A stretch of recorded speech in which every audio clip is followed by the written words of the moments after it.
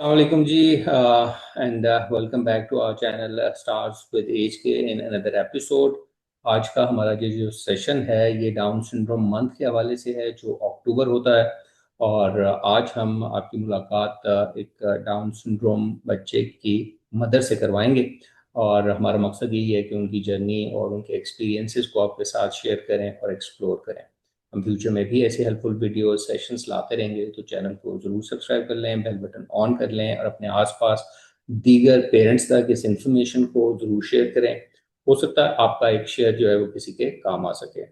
आज के सेशन में हमें ज्वाइन किया है हैदराबाद से नवीन काशिफ ने।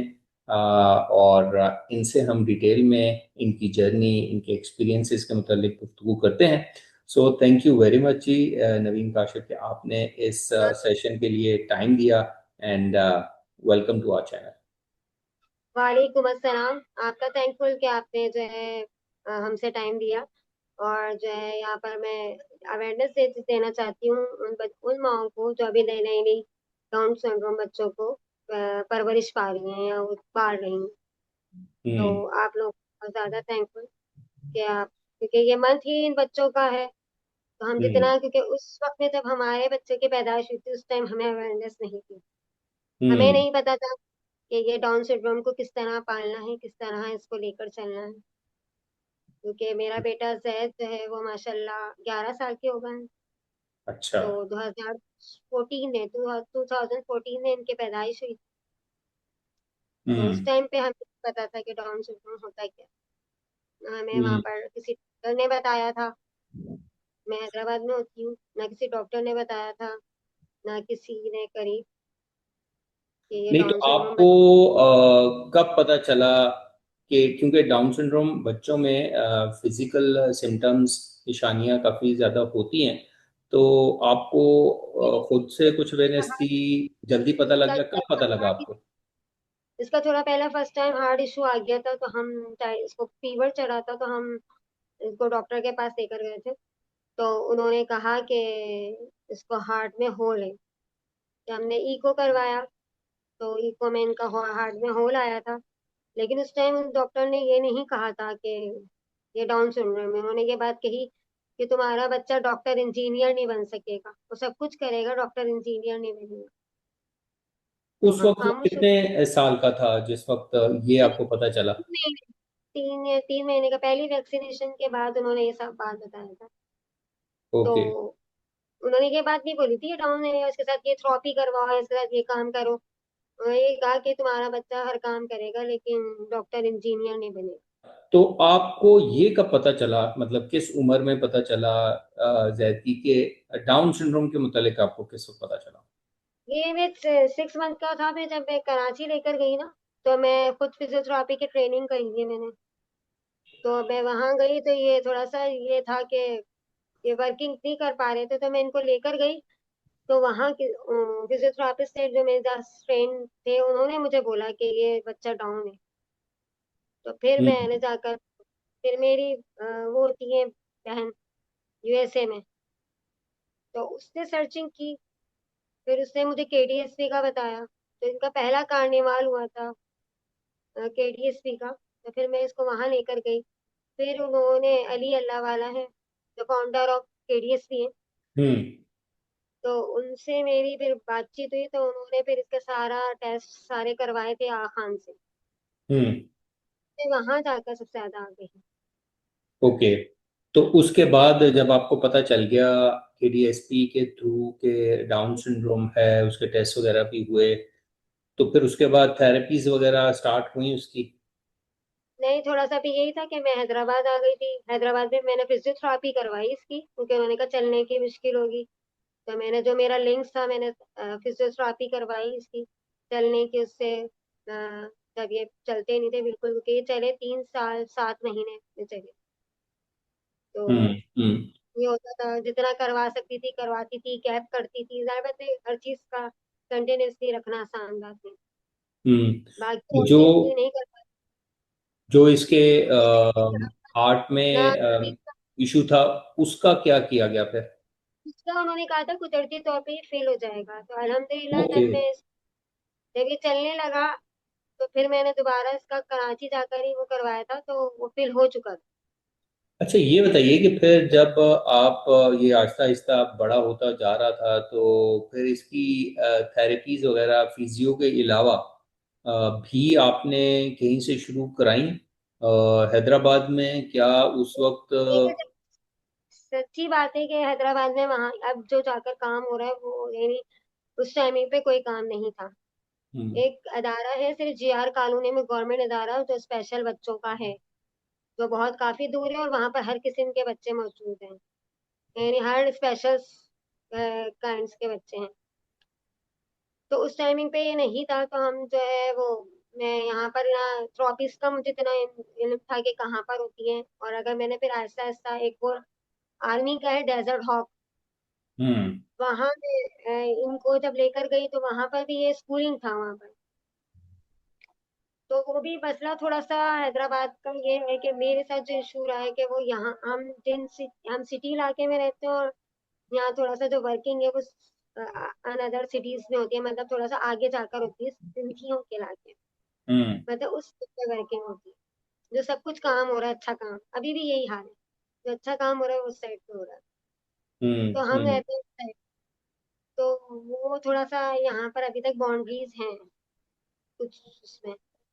ओके। तो ये, तो हम्म। मैं थोड़ा सा है कि मैं कराची की थी, फिर उसके बाद आना जाना थोड़ा इशू मेरे लिए बनता था। फिर यहाँ पर ना पता था, क्योंकि यहाँ जो अगर प्राइवेट ऑफिस होती थी वो बहुत ज्यादा कॉस्टली होती थी। हम्म। तो सबसे मुझे तो शिकवा थोड़ा सा ये है कि स्पेशल जो बन जाते हैं, जो स्पेशल वर्किंग कर रहे होते हैं ना, वो प्रोफेशन बन जाते हैं। मैंने ये देखा, फिर हम्म। वो पैसा कमाने का जरिया बन जाते हैं। फिर वो ऐसा ऐसा देखा तो लोग काम तो कर रहे थे, लेकिन वो प्रोफेशन से हो रहा था। जो 4-5 हज़ार रुपए पैसे ले रहे थे वो 15 हज़ार में फीस आती थी। हम्म। तो फिर मैं जब से शुरू हुआ तो मैंने मेन स्ट्रीम स्कूल सोचा कि घर के करीब भी करीब बच्चों इन स्कूलों में मिल जाए, इसको कहीं एडमिशन तो मिले, लेकिन कोई लेने को तैयार नहीं होता, कोई एक्सेप्ट ही हम्म। नहीं करता था कि हम इसको लें।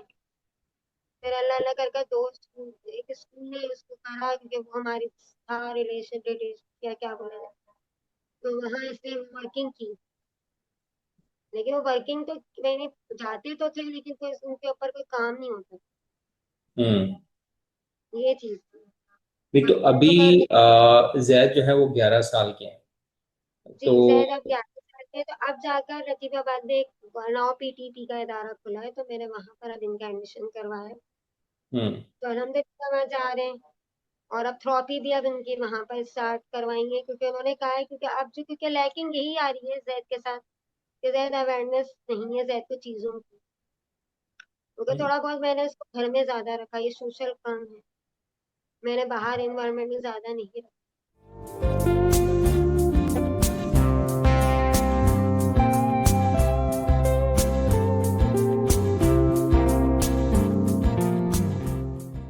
और जिस इदारे में अब वो जा रहे हैं, तो वहाँ पे स्कूलिंग भी थोड़ा बहुत हो रही है और थेरेपीज भी वो कह रहे हैं कि अब स्टार्ट करेंगे। जी, फिजिकल कर रही हैं, लेकिन वो उसका अलग कर रही हैं, थेरेपी के लिए अलग जा रही हम्म। तो आप क्या समझती हैं कि हैदराबाद में कौन सी सर्विसेज आपको चाहिए हैं जो कि नहीं हैं अवेलेबल अभी भी? हैं। बहुत सी सर्विसेज हैं, देखें मैं बता रही हूँ ना, अब मैं आज एमडीएफ जा रही हूँ 3-4 दिन से, तो मुझे हो रहा है कि यार अब खान, मैंने उनसे सामने बोला कि यहाँ स्पीच, लेकिन अभी भी एक सुना है कि स्पीच थेरेपिस्ट यहाँ पर है ही नहीं। मैंने खुद अपनी किसी से, 2 लोग जो स्पेशल स्कूल चला रही हैं, मैंने उनसे, दोनों वहाँ की मैडम से 2 सवाल किए कि मैं चाहती हूँ कि मैं स्पेशल एजुकेशन हासिल करना चाहूँ या कोई थेरेपी करना, किसी चीज में करूँ, तो हैदराबाद में बताएं कहाँ होता है। हम्म। तो उन्होंने कहा कहीं नहीं होता। हम्म। तो उन्होंने कहा कहीं नहीं होता। मैंने कहा फिर जो यहाँ पर जो इदारे में काम कर रही हैं तो सब क्या है। तो आज भी एक लड़की ने ये बताया, हम सिर्फ साइकोलॉजी में मास्टर्स करे हुए होते हैं। ओके, तो आपके कहने का मकसद है कि साइकोलॉजी में जिन्होंने मास्टर्स किया हुआ है वो ही स्पीच अगर कहीं अवेलेबल है तो वही लोग स्पीच थेरेपी भी दे रहे हैं? वो वो ही काम कर रहे हैं हर चीज पे, स्कूलिंग में भी और थ्रॉप में भी। अच्छा, ये तो बात सही है कि हैदराबाद में कोई ऐसा इंस्टीट्यूट तो नहीं है जो कि स्पीच ऐसा कोई थेरेपिस्ट, institute कोई जो यूनिवर्सिटी स्पीच ऐसी नहीं है, ये सिखाए, बात तो ठीक है। लेकिन कोई लोग जो कराची वाले यूनिवर्सिटी हैं, कराची वाले सिर्फ जो प्रोफेशनल हैं, वो हैदराबाद में आके काम तो कर रहे होंगे। वो कर कर आकर अब वो आते हैं, जैसे कि उनको उन्होंने उनको सर्विस दी कि किस तरह इनको पढ़ाना है, इस तरह उन्होंने किया। या ये लोग जाते होंगे, ट्रेनिंग हासिल करते होंगे, ये है। लेकिन कोई उन्होंने मुझे दो उन्होंने बताया या तो ऑनलाइन आप पढ़ सकते हैं, या फिर एक स्पेशल बी एड कर लो, तो उसमें साइको का पे वो होता है, तो वो कर सकते हैं। तो वो आगे बढ़ रहे हैं इसमें, स्पेशल एजुकेशन। हाँ, नहीं वरना नहीं, कोई ये बात तो उनकी किसी हद तक ठीक है ना, कि इंस्टीट्यूट कोई नहीं है हैदराबाद में अगर कि वो कोई आपको डिग्री दे सके स्पीच थेरेपी की, वो तो आपको कराची से ही मिलेगी, आपके नज़दीक तरीन कराची की कोई बन। यहाँ नहीं है। हाँ, यहाँ इसकी शॉपिस अच्छी है ही। दूसरा ये बताइए कि जब आप वहाँ डिफरेंट इदारों में जाती हैं, जो भी जैसे काम कर रहे हैं, जिस हद तक भी काम कर रहे हैं, तो क्या वो पेरेंट्स वगैरह को भी इन्वॉल्व करते हैं, या उनको भी कुछ समझाते हैं, कुछ ट्रेनिंग या अवेयरनेस देते हैं कि इस बता रही किस्म। हूँ ना, ये जैसे मैं तो एक सच आपको बार बार ये बात बता रही हूँ कि अब ये इदारे खुल रहे हैं, दो हम्म। इदारे हैं जो गवर्नमेंट की तरफ से इस तरह खुले हैं। तो हम्म। ये पेरेंट्स को लेकर साथ चल रहे हैं, और ये अच्छे इदारे हैं। हम्म। ओके, अच्छा ये बताइए कि जब जैद के साथ इंटरेक्शन फैमिली का और फैमिली से बाहर जब लोगों को के साथ हुआ, तो उसको आप कैसे डिफाइन करती हैं? आपको वहाँ पे भी काफ़ी मुश्किलात पेश आई, या लोग अकोमोडेटिव थे, या उस वक्त में और अब में क्या फ़र्क है, अगर थोड़ा सा बता सकते।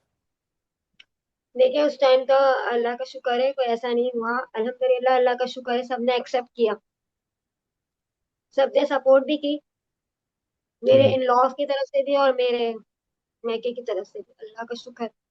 हम्म। क्योंकि क्योंकि थोड़ा सा मेरे अंदर भी ये चीज थी कि मैं इसको छुप मतलब लेकर नहीं बैठती थी, मैं इसको हर जगह पे, हर हर इवेंट्स में, हर उसमें लेकर जाना मेरे लिए मस्त होता था।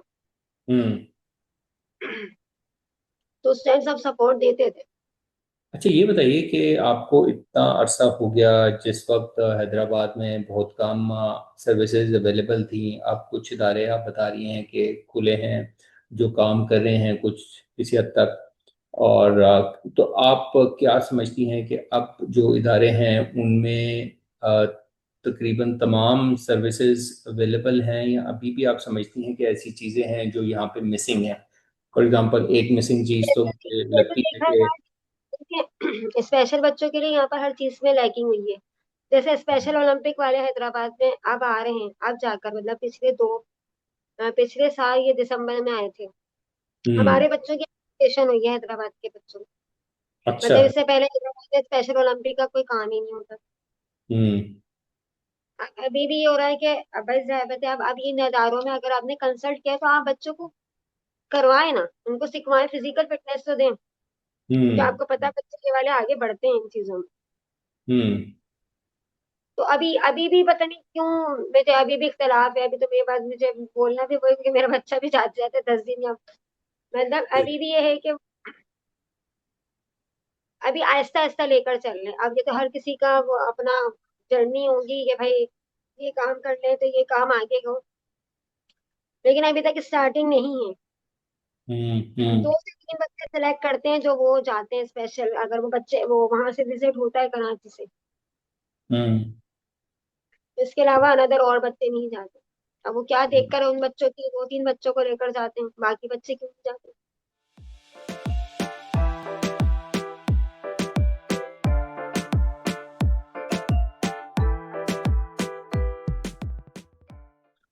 अच्छा, ये बताइए कि अगर हम आपके बेटे की बात करें, तो इस वक्त तक 11 साल का वो माशाल्लाह हो गया, तो अभी वो क्या क्या काम कर सकता है, या आप क्या समझती हैं कि वो अपने आप को तो किस हद तक मैं हैंडल तो कर। मैं तो ये बोलूंगी कि मैं अवेयरनेस यूँ दूंगी कि देखें हम आए, अब गुजर गया वक्त हमारा, क्योंकि हमसे बहुत सी गलतियां भी हुई हम्म और हमसे बहुत सी मिस्टेक्स भी हुई, क्योंकि जब बंदा आगे ही नहीं थी, हम्म आगे ही नहीं होती, कुछ वैसे प्रॉब्लम्स आ जाते हैं।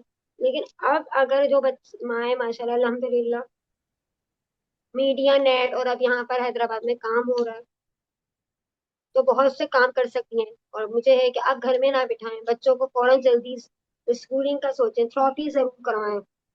हम्म क्योंकि मुझे लगता है कि मैंने थ्रॉपीज नहीं करवाई तो जिसकी वजह से में अभी है लैकिंग का। क्योंकि हम्म। मैंने ये देखा है कि डाउन सिंड्रोम भी 3 कैटेगरीज के होते हैं। अच्छा, ओके। हम्म बाज बच्चों में इतनी शार्पनेस आती है कि उन्हें अवेयरनेस बाहर का बहुत कुछ पता होता है, वो लोग फौरन पिक कर लेते हैं। हम्म और सेकेंडली, मैंने जो मेरे जहत के अंदर थोड़ा सा वो थोड़ा सा स्लो मतलब है स्लो, मतलब उसको जगाना पड़ता है, जहत ये हो रहा है, उसको हम्म इतनी वो नहीं है। या तो फिर अ, मैंने देखा कि जो बाहर रहे हैं और इनको ज्यादा उनमें शार्पनेस बहुत आई है, हर किस्म की। ओके। या तो फिर मुझे ये हुआ है कि नहीं, ये 3 इनकी कैटेगरीज होती है। हम्म बाद में जो है वो दूसरा, मतलब मुझे जो बोला गया अभी, जो मैं 2 थेरेपी से, मुझे फिजियोथेरेपी उन्होंने कहा कि जैद डाउन के साथ साथ और भी जैद जैद के साथ लग रहा है प्रॉब्लम है, कि जैद में थोड़ा सा इसको पुश करना पड़ रहा है, थक जाता है जल्दी। तो मैंने हम्म। कहा हाँ, ये तो है इस तरह। तो ये प्रॉब्लम्स जो हैं मतलब वो आपको बाद में ज्यादा फेस करनी पड़ी, या शुरू से ही ये रेगुलरली ऐसी प्रॉब्लम्स चल रही थी? नहीं, ये रेगुलर है, मेरे डिपेंड पे ज्यादा है। मतलब बानिस्बत ये जो बच्चे होते हैं ना, या तो फिर मैंने ज्यादा पैम्पर रखा है इसको, क्योंकि मेरा सेकंड बेबी था। हम्म